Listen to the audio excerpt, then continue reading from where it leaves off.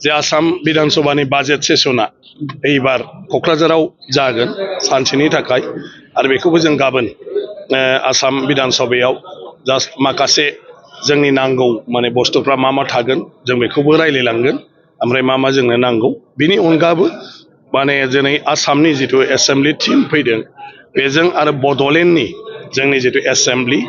आरो बिनि जि माने खुंथायारि बेजों मोनसे इन्टारेक्शन जागोन जे बिनि खुंथायनि माबाफ्रा माबायदि आरो मा मा हाबाफारि लानानै खामानि मावबाय थादों बेफोरखौ ओरैनो मोनसे इन्टारेक्शन गाबोन बिटिसिनि माने मानव गेदेर स्पिकारनि दैदेननायाव गाबोनहाय बे जागोन माने आसाम मा होनो बड'लेण्डनि आयेन आफादाव आरोखि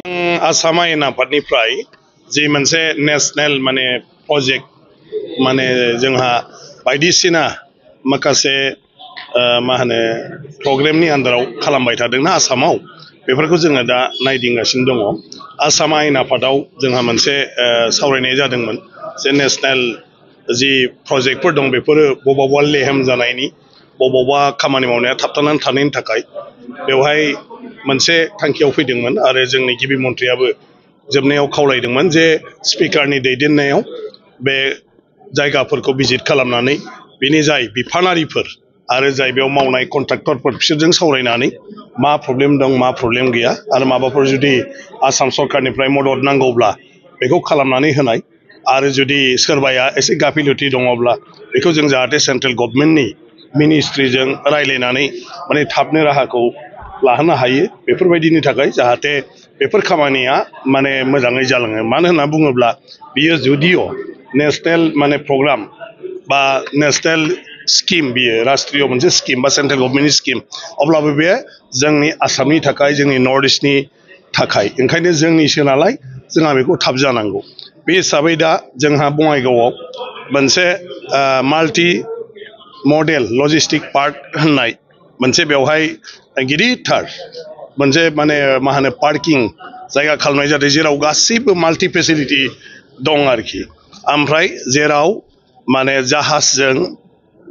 फैनाय बा जाहाजजों लांनाय राजा लामाजों लांनाय लाबोनाय रेलजों लांनाय लाबोनाय आरो फ्लाइटजोंबो कार्ग'जों लांलाय लाबोलाय बेफोर गासिबनिबो खामानिखौ बिनिफ्राय हेन्डेल खालामजोबगोन दा गिदिरथार मोनसे इनफ्रास्ट्राक्चार बानायगासिनो दं जाय फैगौ 2026 मायथाइयाव माने गासिबो आबुं जागोन आरो बिनि थाखायनो गुवाहाटीसिम 4 लेन मावगासिनो दङ गवालपाराजों आरो बेबायदिनो बङाइगावजोंबो कानेक्सना जाबाय राखालदुबिजों माने 4 लेन आरो बेबायदिनो जाहाज गाथोनजोंबो गासैखौबो कानेक्सन खालामनाय जादों रेलखौबो कानेक्सन खालामनाय जाजोब्बाय ओंखायनो बे खामानिया सम मथे जागोन ना जाया आरो बेवहाय माब्लाबाफोर लकेल इस्यु दं नामा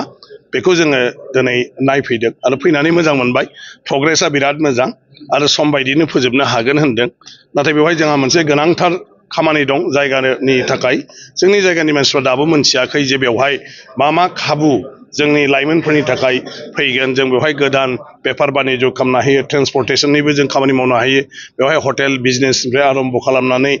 बिनि गासिबो जेफोर माने वेयर हाउसफोर बेफोरनिबो बिजनेसा जाजोबगोन आरो बेफ्राव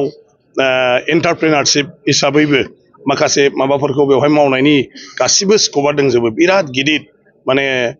मा होनो भारतनि गेजेरावनो बेबो मोनसे माने माबायाव थानाय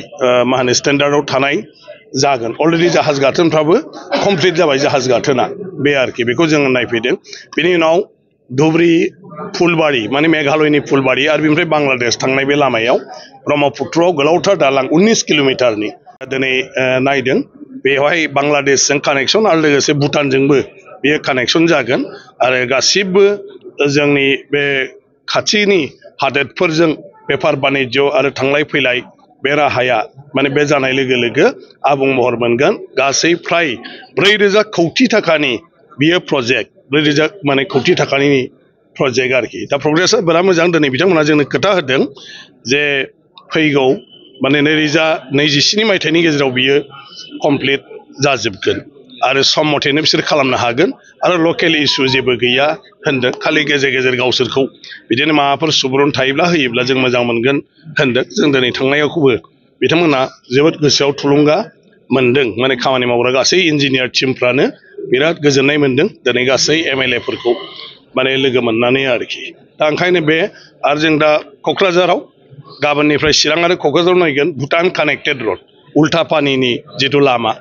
बेयो गोबाव सम जोबोद माने गाज्रि जानानै दं दा माने सेंसन हमदों नाथाय सम मथे बे लामाफोरखौ जाहाथे मावो डिपार्टमेन्टआ बेनिफ्राय जोंहा भुटाननि जिथु दा गेलेमफुनि कानेक्टेड लामा जोंनि माने रुनिकाटा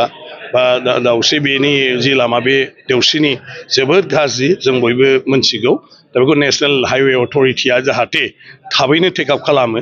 आरो थिग बेबायदिनो सापागुरिनिफ्राय आमटेका थांनाय जों भुटान बर्डारसिम बे लामायाबो दा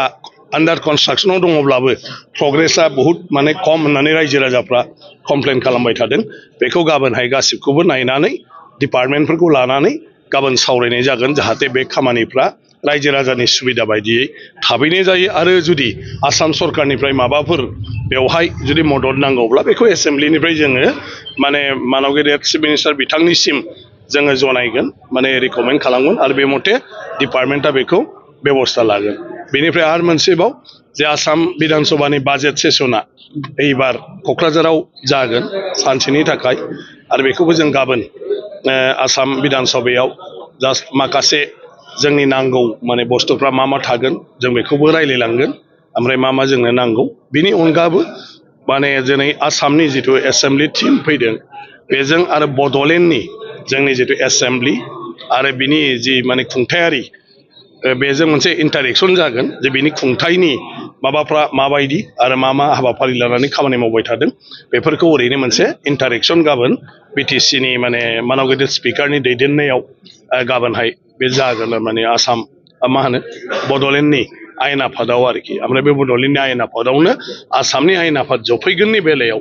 जेफोर माखासे रिक्वायरमेन्टफोर दङबा जों जिहेतु दानसेनि गेजेराव खामानि मावनांगोन बेखौबो जों गाबोन एसे नायलांगोन आरो